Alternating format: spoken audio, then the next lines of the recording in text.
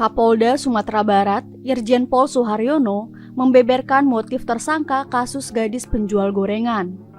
Dalam konferensi pers yang digelar pada Jumat 20 September ini, Irjen Pol Suharyono mengungkapkan fakta-fakta yang ditemukan sejauh ini tentang peristiwa tindak pidana tersebut. Ia juga menyebut motif pelaku kasus gadis penjual gorengan karena nafsu terhadap korban. Irjen Pol Suharyono menjelaskan, tersangka berinisial IS itu sempat membeli dagangan korban sebelum melancarkan aksi bejatnya. Setelah melihat korban, tersangka langsung menyusun rencana untuk mencegat korban di tempat kejadian perkara pertama. Lalu tersangka membawa korban sejauh 2 km ke arah perbukitan dan melancarkan aksinya.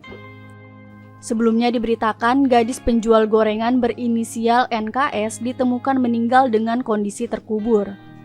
Tersangka kemudian berhasil ditangkap setelah buron 11 hari. Tersangka juga mengakui perbuatannya terhadap korban.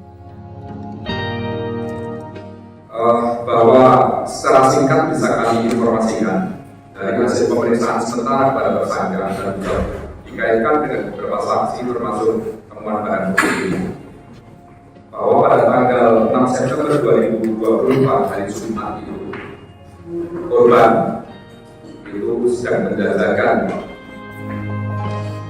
jualannya yang berupa gorengan-gorengan itu ke kampung-kampung, ke rumah-rumah dengan berjalan kaki, dengan pakaian yang sederhana, santun, dengan baju hitam, dengan kerudung hitamnya seperti biasanya, karena korban adalah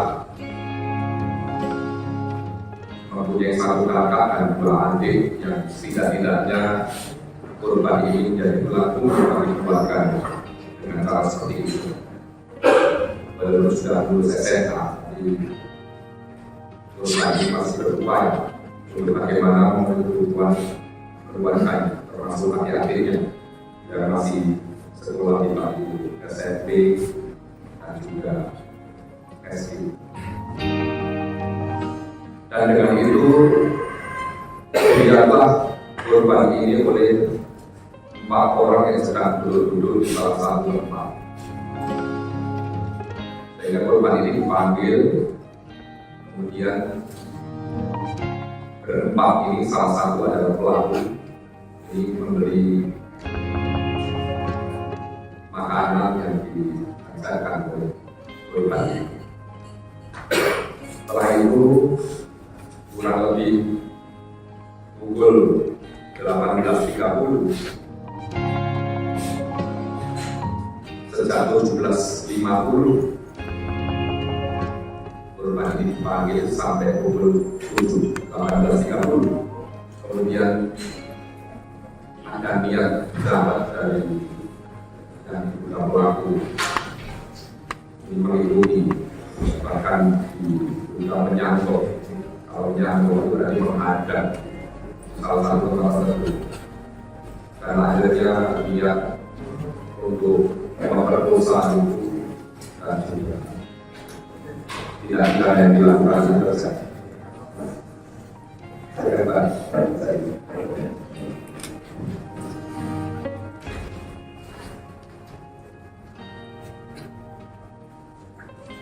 Berarti sudah ada niat untuk memperkosa karena sudah dipersiapkan seperti tali lama merah, ambil antisipasi bagaimana dia meningkatkan seterusnya. Ini adalah kronologis yang kita dapatkan pada hasil pemeriksaan sementara yang dikaitkan dengan saksi yang lain.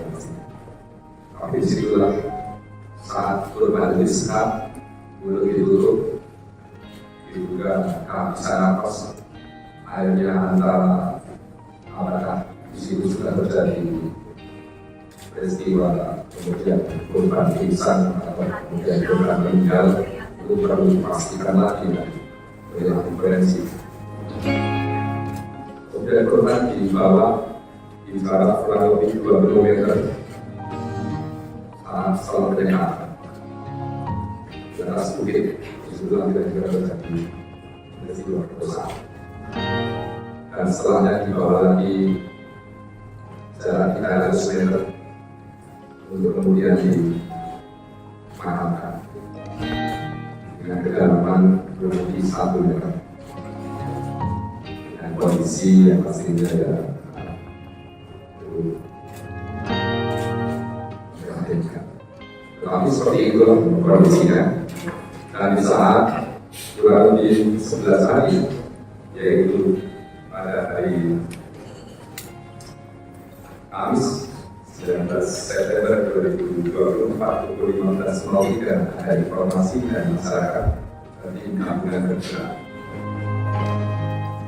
Sebelum sampai ke situ, apa yang dilakukan oleh TNI ini nanti bisa kami lihat betapa sulitnya dan bagaimana langkah-langkah yang ditempuh dengan telitinya, dengan cermatnya, dengan masuk keluar hutan sampai 2 kilometer dalam hutan, informasinya keluar dari dalam hutan dan seterusnya.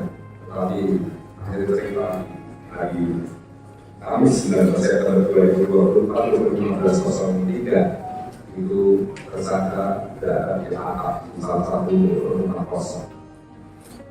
Atas bantuan dari masyarakat dan juga tim gabungan itu ada Babinsa dan ikut berperan aktif secara bersama-sama mencari dan akhirnya menemukan tersangka ada di akad dan kemudian diturunkan. Itu pun juga sesuatu yang tidak mudah karena kepastian perlawanan dan seterusnya bukan hanya sekedar seseorang tersangka ditangkap dan mulut dan turun dan akhirnya diperiksa dan kembali.